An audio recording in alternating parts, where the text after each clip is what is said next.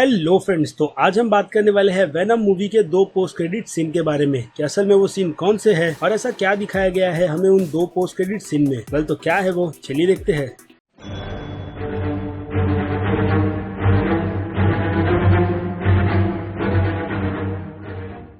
So friend, जैसा कि सभी को ये बात पता है कि एमसीयू के अलावा अब बाकी दूसरे स्टूडियोज ने भी अपनी फिल्मों में पोस्ट क्रेडिट सीन रखना शुरू कर दिए हैं। ऐसे में बात की जाए वेनम फिल्म के पोस्ट क्रेडिट की, तो आप सबको ये बात पता है कि इस फिल्म में टोटल 2 पोस्ट क्रेडिट सीन है। तो अगर मैं आपको ये बात यहाँ पर बता रहा हूँ तो ये बात असल में स्पॉइलर नहीं है। इससे आपको पता चल जाता है कि फिल्म में कितने पोस्ट क्रेडिट सीन डाले गए हैं, ताकि आप वेट कर सको और देखो कि उन पोस्ट क्रेडिट सीन में ऐसा है क्या। वेल, तो ये बात हो गई यहाँ पर क्लियर कि जो बात मैंने अभी आपको बताई वो एक स्पॉइलर नहीं है। वेल, तो अब आगे बढ़ने से पहले मैं अब आपको स्पॉइलर वार्निंग दूंगा, क्योंकि अब जो भी बात मैं इन दोनों पोस्ट क्रेडिट सीन की करूंगा वो एक हिसाब से स्पॉइलर होगा उन सभी के लिए जिन लोगों ने अब तक वेनम फिल्म नहीं देखी है। तो आप पहले जाकर इस फिल्म को देख लीजिए, उसके बाद ही इस वीडियो को आगे कंटिन्यू कीजिएगा, वरना पोस्ट क्रेडिट सीन के अलावा फिल्म की एंडिंग भी एक तरीके से स्पॉइल हो जाएगी। तो फिर से वार्निंग, बाकी आपकी मर्जी। खैर, तो बात करें वेनम फिल्म की एंड की, तो फिल्म के एंड में एडी ब्रॉक ने हरा दिया है कर्टन ड्रेक को और अब वो अपनी जर्नी आगे कंटिन्यू करेगा उसी के प्रोफेशन जर्नलिस्ट में, जिससे उसे पहले निकाल दिया गया था। तो अब हमें यहाँ पर यह दिखाया जाता है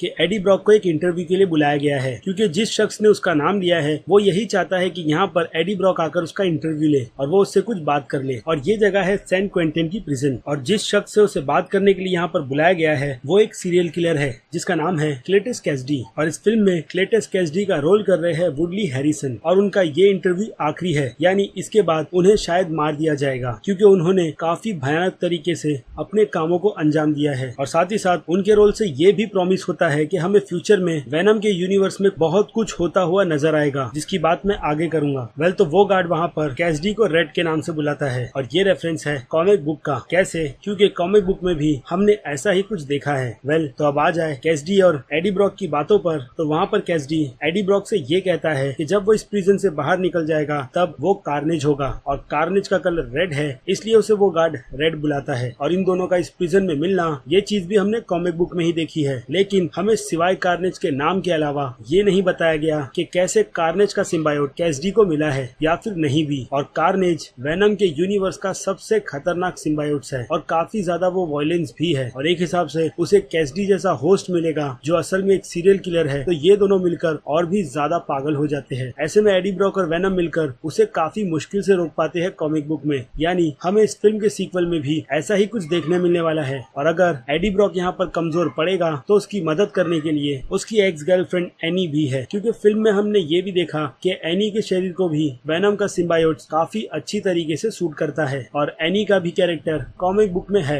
यानी इतने सारे ईस्टर एग्स हमें फिल्म के पोस्ट क्रेडिट सीन में ही मिल गए, और हम यहाँ पर ऐसा मान सकते हैं कि फिल्म के सीक्वल में ये दोनों मिलकर कार्नेज को रोके, क्योंकि इन दोनों के अलावा बाकी जितने भी सिम्बायोट्स हमें फिल्म में दिखाए गए थे वो सभी मारे गए हैं, और बच गया है तो वेनम का सिम्बायोट्स और कार्नेज का सिम्बायोट्स। जी हाँ, हमें फिल्म में कुछ ऐसा ही दिखाया गया है कि वेनम के सिम्बायोट्स के अलावा बाकी और कोई भी सिम्बायोट्स जिंदा नहीं बचे। तो शायद ऐसा हो सकता है, यहाँ पर मैं अपना अंदाजा लगा रहा हूँ, यानी थियरी, कि उनमें से एक सिम्बायोट बच गया था। कैसे, उसकी बात होगी आगे। लेकिन कॉमिक बुक में वेनम की मदद करता है स्पाइडरमैन, लेकिन अब ये यूनिवर्स स्पाइडरमैन का नहीं है, इसलिए यहाँ पर शी वेनम को ऐड किया जाएगा ताकि वो एडी ब्रॉक के कैरेक्टर की मदद कर सके। तो अब बात करें यहाँ पर कॉमिक बुक की, तो कॉमिक बुक में कैसिडी को ये सिम्बायोट्स इस तरीके से मिलता है कि जब प्रिजन में उसके साथ एडी ब्रॉक को भी बंद किया जाता है, और जब एडी ब्रॉक वहां से भागता है तो उसके सिम्बायोट्स का एक छोटा सा सैंपल वहीं पर रह जाता है, यानी उस सिम्बायोट से एक और सिम्बायोट जन्म लेता है जो जाकर कार्नेज के शरीर को अपना लेता है, जिसके बाद हमें कॉमिक बुक में कार्नेज नजर आया था। लेकिन फिल्म के पोस्ट क्रेडिट सीन में ऐसा कुछ भी नहीं दिखाया गया। यानी सवाल ये उठता है, वुडली हैरिसन के कैरेक्टर कैसिडी ने ये चैलेंज कर दिया कि वो जब इस जेल से बाहर निकलेगा, यानी जेल से जब वो भाग जाएगा, तो वो कार्नेज कहलाएगा, क्योंकि उसे ये नाम वो सिम्बायोट्स खुद बताता है कॉमिक बुक में। यानी इस टाइम पर हम ये मान सकते हैं कि कैसिडी के पास वो सिम्बायोट्स है। कैसे, उसकी भी बात यहाँ पर कर लेते हैं। तो आपने देखा होगा कि फिल्म के स्टार्ट में लाइफ फाउंडेशन की शिप अर्थ पर बुरी तरीके से क्रैश होती है, जिसके बाद उन्हें वहाँ पर सिर्फ 3 ही सिम्बायोट्स के सैंपल मिलते हैं, और रीटो का सिम्बायोट्स उस स्पेस शिप के पायलट में होता है, जिसके बाद वो उस स्पेस शिप के पायलट की भी बॉडी को छोड़ देता है और एक फीमेल होस्ट ढूंढ लेता है, और फिल्म में पूरी तरीके से वो ट्रैवल ही करता रहता है। लेकिन फिल्म के एंड में जब वेनम ने रीटो को उस स्पेसशिप में ही जला दिया था, तो शायद ऐसा हो सकता है कि रीटोस का कुछ या फिर छोटा सा सैंपल जिंदा बच गया हो। उसके बाद उसने कैसिडी को ढूंढ लिया हो, जिसके बाद कैसिडी ने उसकी बातें सुनकर और भी ज्यादा मर्डर्स किए ताकि कार्नेज का वो सिम्बायोट्स और भी ज्यादा पावरफुल हो। लेकिन फिल्म में ये चीज काफी जल्दी हुई है कि फिल्म एंड हुई और सीधे एडी ब्रॉक को उस प्रिजन में बुला लिया गया। लेकिन मुझे लगता है कि यहाँ पर शायद कैसिडी को थोड़े और ज्यादा टाइम से रखा हुआ है, यानी हम ऐसा मान सकते हैं कि जब स्पेसशिप नीचे गिरा होगा तो उस टाइम पर रीड्स के सिम्बायोट्स में से कुछ सिम्बायोट्स अलग हो गया होगा, जिसने जाकर कार्नेज की बॉडी को अपना होस्ट चुना होगा। क्योंकि हम ऐसा तो नहीं मान सकते कि स्पेस से स्पाइडरमैन 3 की तरह एक सिम्बायोट्स नीचे गिरेगा और वो सिम्बायोट जाकर सीधे कैसिडी के कैरेक्टर को पकड़कर उसे कार्नेज बना देगा। क्योंकि फिल्म में ये दिखाया गया है कि रीटो बाकी सिम्बायोट्स को लाने के लिए एक बार फिर से उस स्पेसशिप को लेकर अर्थ से बाहर जाता है ताकि वो सभी को बता सके कि अर्थ पर ऐसे काफी सारे होस्ट है जिनकी बॉडी में वो लोग रहकर इस प्लेनेट पर अपना राज बना सकते हैं। तो इस सीन से ये साफ हो जाता है कि इन 4 सिम्बायोट्स के अलावा बाकी और कोई भी सिम्बायोट्स फिलहाल तो अर्थ पर नहीं आए थे, यानी इन्हीं में से किसी सिम्बायोट्स ने जाकर कैसिडी को एज होस्ट चुना है। और इसलिए वहाँ पर इंटरव्यू पर कैसिडी ने और किसी भी रिपोर्टर को ना बुलाते हुए एडी ब्रॉक को ही बुलाया और उसे अपना नाम बताया, ताकि जब एडी उस प्रिजन से बाहर निकले तो एडी को पता चल जाए कि असल में कार्नेज है कौन। क्योंकि प्रिजन में घुसने से पहले एडी ने वेनम को ये कहा था कि वो अपना मुंह बिल्कुल बंद रखे, और अब शायद जब एडी प्रिजन के बाहर जाएंगे तो वो बात वेनम खुद एडी को बताएगा, जिसके बाद होगा इस फिल्म का सीक्वल स्टार्ट। और कैसिडी ने जिस तरीके से एडी ब्रॉक को यहाँ पर बुलाया है, इसका मतलब ये है कि कैसिडी को पता है कि वेनम सिम्बियोट्स एडी ब्रॉक के पास ही है। और इससे ये भी चीज साफ हो जाती है कि जो सिम्बायोट्स कैसिडी के पास है वो सिम्बायोट्स अर्थ से ही बिलोंग करता है। वेल, तो यहाँ पर मैंने आपको इस पोस्ट क्रेडिट सीन की पूरी के पूरी डिटेल समझा दी है, जिससे आप अंदाजा लगा सकते हो कि हमें वेनम के यूनिवर्स में आगे और क्या देखने मिलेगा। वेल, अब आ जाते हैं इसके दूसरे पोस्ट क्रेडिट सीन पर, जो एक हिसाब से ना वेनम के डायमेंशन का है ना ही स्पाइडरमैन के डायमेंशन का। ये एक अलग ही डायमेंशन है, यानी जिस वक्त स्पाइडरमैन और वेनम की डायमेंशन में हो रहा था तो उससे अलग स्पाइडरमैन के डायमेंशन में भी हो रहा था। लेकिन इस डायमेंशन में पीटर पार्कर यानी स्पाइडरमैन मर गया है और उसकी जगह ले ली है माइल्स मोरेलिस ने। और उसी के साथ साथ हमें उस यूनिवर्स में एक और पीटर पार्कर नजर आया जो एक अलग ही डायमेंशन का है। तो वो वहाँ पर कैसे पहुंचा और माइल्स के पीछे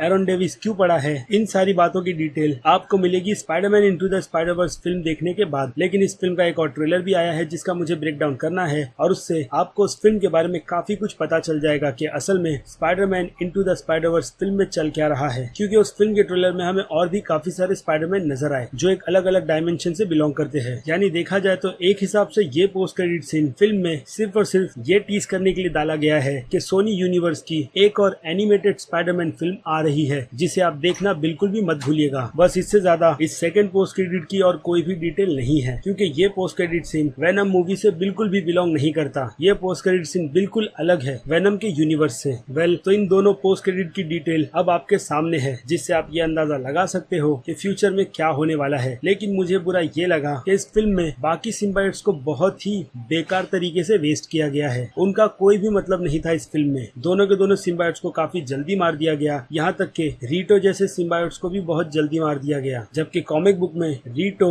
स्क्रीम एक काफी पावरफुल सिम्बायोट्स थे। लेकिन जो चौथा सिम्बायोट था कैरी मार्च का, वो इतना खास नहीं था। बाकी के 2 सिम्बायोट्स बहुत ज्यादा इंपॉर्टेंट थे, जिसे फिलहाल तो फिल्म में वेस्ट कर दिया गया। और ये चीज शायद आपको भी पसंद नहीं आई होगी, क्योंकि सच में स्पाइडरमैन के बिना वेनम का यूनिवर्स बिल्कुल अधूरा है। तो बेमतलब के स्पिन ऑफ को बनाना, वो भी स्पाइडरमैन के बिना, एक बहुत बड़ी बेवकूफी है। जबकि अगर देखा जाए तो स्पाइडरमैन का एक काफी अच्छा खासा यूनिवर्स रेडी हो सकता है अगर उस पर काफी ज्यादा ध्यान दिया जाए तो, ना कि बस कॉमिक बुक उठाई और फिल्म की स्टोरी बोलना शुरू कर दिया। ये काम अक्सर सोनी स्टूडियो करता है, इसलिए फिलहाल तो वो स्पाइडरमैन के यूनिवर्स में उतना सक्सेस नहीं है जितना सक्सेस उसे सैम राइमी की स्पाइडरमैन फिल्मों ने दिया था। यहाँ पर मैं बात सिर्फ फिल्म के 2 पार्ट की कर रहा हूँ। थर्ड पार्ट बॉक्स ऑफिस पर हिट था, लेकिन उतना ज्यादा भी हिट नहीं था, जिसके बाद उस फिल्म के डायरेक्टर सैम राइमी को काफी ज्यादा टॉर्चर भी झेलना पड़ा था, जिसकी वजह से उन्होंने आकर ओपनली अनाउंस कर दिया था कि वो अब स्पाइडरमैन 4 फिल्म नहीं बनाएगी। वेल, तो इसकी काफी अच्छी डिटेल मैंने अपनी वीडियो में दी हुई है, जो मेरे चैनल पर फिलहाल तो अवेलेबल है। आप जाकर उस वीडियो को देख लीजिए ताकि आपको समझ आ जाए कि असल में सोनी के स्पाइडरमैन के यूनिवर्स में चल क्या रहा है। वहाँ पर हर एक लोग अपनी अपनी मनमानी करते हैं, जिसकी वजह से स्पाइडरमैन का यूनिवर्स आज तक अच्छी तरीके से डेवलप नहीं हो पाया। वेल, तो बस इस वीडियो में इतना ही। आपकी क्या राय है वेनम फिल्म के इन दोनों पोस्ट क्रेडिट सीन को लेकर, उस बारे में मुझे कमेंट कर जरूर बताइएगा। और जाते जाते मेरे इस वीडियो को लाइक करना बिल्कुल भी मत भूलिएगा। और अगर आप मेरे चैनल पर नए हैं तो मेरे चैनल को सब्सक्राइब भी कर लीजिए, और लगे हाथों उस बेल आइकन को भी क्लिक कर दीजिएगा, ताकि मैं इस चैनल चैनल पर जब भी कोई नया अपडेट करूँ आपको उसकी नोटिफिकेशन सबसे पहले मिले। और अगर आपके कोई भी क्वेश्चंस है इस फिल्म या दूसरी कोई भी फिल्मों से रिलेटेड, वो चीज आप मुझसे मेरे ट्विटर, इंस्टाग्राम और फेसबुक अकाउंट पर आकर पूछ सकते हो, जहाँ पर मैं ये कोशिश करता हूँ कि आपके सभी सवालों के जवाब टाइम पर दे पाऊँ। लेकिन जैसा कि आप सबको पता है कि मैं ज्यादातर तो रिप्लाई इंस्टाग्राम अकाउंट पर ही देता हूँ, तो आप कोशिश कीजिए कि आप मुझे इंस्टाग्राम अकाउंट पर ही कमेंट करें। वेल, तो मिलते हैं आपसे अगले वीडियो में। Till then,